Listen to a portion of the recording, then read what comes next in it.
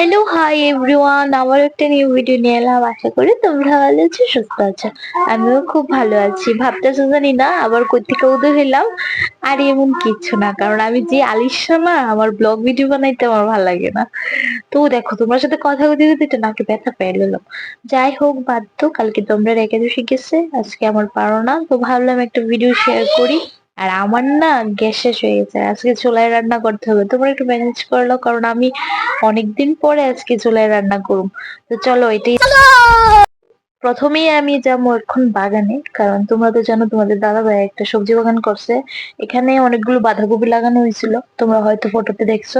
তো এটাই একটু বড় হয়েছে, ভাবলাম এটা দিয়ে রান্না করবো আজকে নিরামিষ যখন। আর দেও না, বাঁধাকপিটা দেখতে তো খুব সুন্দর লাগতেছে, কিন্তু ভিতরে একটা ছোট্ট, এই দেখো ছোট্ট একটা বাঁধাকপি, কিন্তু দেখতে খুব সুন্দর লাগতেছে না? বাড়ির জিনিস কিন্তু দেখতে এমনও ভালো লাগে জিনিস। জানো তো, ভাবলাম যে এই বাঁধাকপি দিয়া তরকারি করলে তো আর হইতো না, তো তারপরে ভাবলাম না, একটু কুমড়া পাতাটি নিয়ে যাই, নিয়ে সেটা একটু বেগুন দিয়া কালিজিরা দিয়া সুন্দর করে শাক রান্না করবো। আর আমার এই চুলার অবস্থা দেখে কিছু ভাববো না, কারণ আমার বাড়ির তিনটা গরু আছে। তার লেগে ডালিয়া রান্না করতে হয় 3-4 বেলা। তার লেগে এমন, আর চুলার মধ্যে যে শালিগুড়ি উড়ে না, আমার একদম ভাল লাগে না। আমার খুব মানে, এবার আয়া ফেললাম চুলার ছাড়ি সরাইয়া লাড়কি নিতে।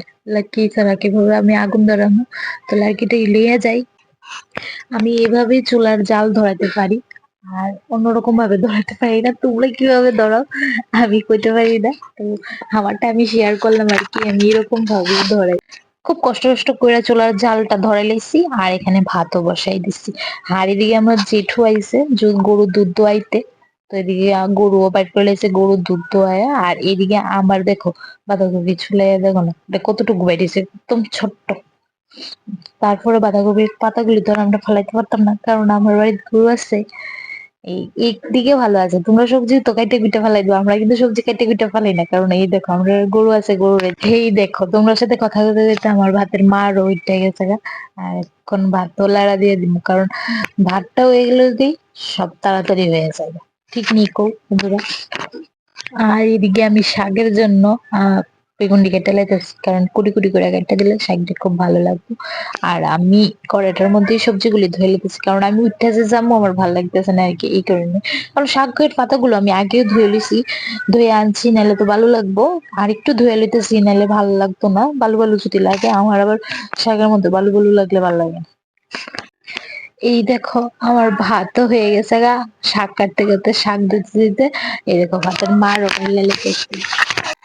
এই দেখো, তোমরা কইছিলাম না যে আমি কালিজিরা দিয়া পাতাটি দিয়া, মানে কুমড়া পাতাটি দিয়ে শাক করবো। এই দেখো কালিজিরা দিয়ে শুকনা মরিচ দিয়ে সম্বাস দিয়ে নিলাম, এখন পাতাটি দিয়ে দিতেছি, কেটে রাখছিলাম আগে। আমার খুব এইভাবে শাক খাইতে ভালো লাগে, তোমার ভালো লাগেনি কত? এই দেখো আমার শাক হয়ে গেছে। আর পুরোটা ভিডিও দেখাইলে তো অনেক বড় হয়ে যাবে, তাই ছোট্ট করেই দেখাইলাম। এখন শাকটা নামায় না বাঁধাকপিটা বসাই দেবো, কারণ তখন তেল দিয়ে দিচ্ছি। আর একটু আমি তো মেথি সম্বাস দিই বাঁধাকপির মধ্যে, বা মেথি সম্বাস দিলে না আমার খুব ভালো লাগে। মেথি সম্বাসটাই যায় নিরামিষের মধ্যে। তারপর এই যে বাঁধাকপিটা দিলাম। আর আমার না এখানে একটা ভুল হয়ে গেছে গা, আমি বাঁধাকপি সম্বাস দিয়েছি তোমরা দেখাইছি, কিন্তু নামানোরটাও দেখাইতে ভুলে গেছে। তারপরে এদিকে লবণ টবণ দিয়ে সবকিছুই করছি, লাড়া টাড়াও দিছি, সবকিছুই করলাম। কিন্তু এন্ড মুহূর্তে আমি যে বাঁধাকপি হইলো, এইটা আর তোমরা দেখাইতে পারলাম না। খুব সুন্দর ভাবে হয়েছিল, খুব মজা গেছে তাড়াতাড়ি, কারণ আমরা খেতে তো তার লেগা। আর এদিকে আমি দিলাম আমার গরুর লেগা ডালিয়া বোয়ায়া।